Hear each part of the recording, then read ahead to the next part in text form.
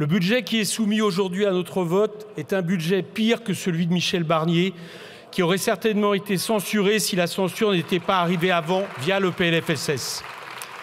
Le nouveau Premier ministre soumet en effet aujourd'hui à cette Chambre les conclusions d'une commission mixte paritaire qui aboutirait à un budget encore plus austéritaire et plus nocif pour le pays que ce que projetait Michel Barnier. Les instituts et les institutions les plus autorisées, comme François Ekal ou encore la Cour des comptes, concluent que le déficit est dû avant tout à la baisse des recettes. Selon la même Cour des comptes, pour la seule année 2024, 60 milliards d'euros manquent dans les caisses de l'État à cause des réformes fiscales entreprises depuis 2017. Et vous prévoyez donc de les abaisser de 6,2 milliards d'euros par rapport à Michel Barnier, ne taxant plus les ultra-riches et les grandes entreprises que sur un an. À l'inverse, en prévoyant des coupes budgétaires supplémentaires de 6,4 milliards d'euros, vous aggravez le problème. L'Observatoire français des conjonctures économiques chiffrait au mois d'octobre que le budget Barnier aurait un effet récessif de 0,8 points par rapport au PIB. Votre budget est donc bien davantage austéritaire. Il coûtera donc encore plus cher en termes récessifs. Avec ces 6,4 milliards que vous ajoutez aux coupes de Michel Barnier, on atteint 23,5 milliards de coupes budgétaires de l'État. C'est un record depuis 25 ans. Des ministères essentiels auront leur budget amputé. Le travail, moins 3,1 milliards corrigés de l'inflation. L'écologie, moins 2,6 milliards corrigés de l'inflation. Le logement à périmètre égal, moins 1,5 milliard corrigé de l'inflation. La recherche et l'enseignement supérieur, moins 1,5 milliard corrigé de l'inflation. Et le sport, année post-olympique, moins 197 millions. Et pour atteindre ce chiffre, vous n'avez rien cédé.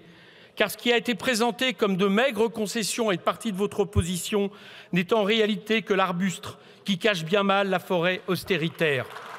Certes, les crédits de l'agence bio seront maintenus, 2,9 millions. Mais à côté de ça, le ministère de l'Agriculture et de l'Écologie verront leur budget amputé de 1,2 milliard supplémentaires par rapport à ce que voulait faire Michel Barnier.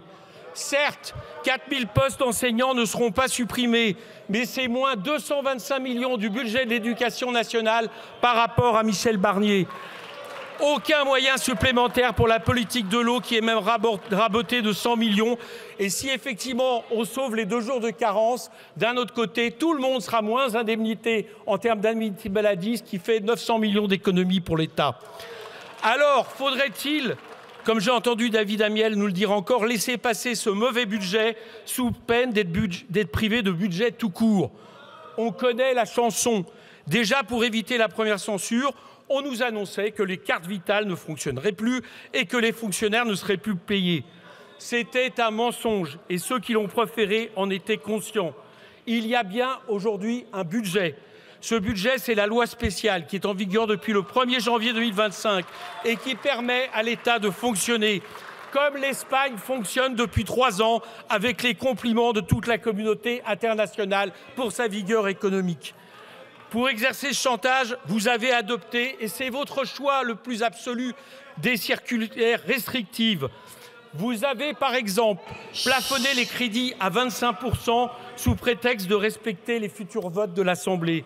Pourquoi? Il y aurait donc un risque de les amputer de 75%. Au pire, il ne tient qu'à vous de les déplafonner à 70% et assurer ainsi moins d'incertitudes dans les ministères. Vos circulaires bloquent le paiement des subventions et l'engagement de nouvelles dépenses d'investissement. Là, c'est une traduction volontairement anxiogène des crédits dits indispensables définis par la loi spéciale. Donc, rien n'oblige à bloquer les passes culture ou les services civiques dans les collectivités. Rien n'oblige à engendrer un climat morose qui est un mauvais coup porté à l'activité économique et au pays. On peut même dire que le budget 2025 et ses 9 milliards de baisse de dépenses dans le budget de l'État supplémentaire serait pour tous ceux qui ont peur aujourd'hui une bien moins bonne affaire. Si votre budget est rejeté, on peut même, avec ce qu'on appelle des DOF, une loi spéciale que nous avons proposée avec Charles de Courson, permettre que, par exemple, le barème de l'impôt sur le revenu soit bien indexé à l'inflation. Au fond, je viens d'essayer de vous le dire. toute cette peur qui nous laisse penser qu'il n'y a plus de budget, c'est pour faire en sorte d'adopter un mauvais budget, alors que nous pensons qu'il vaut mieux attendre un gouvernement qui respecterait enfin le choix populaire de juillet dernier et qui permettrait un budget qui réponde aux besoins des Français.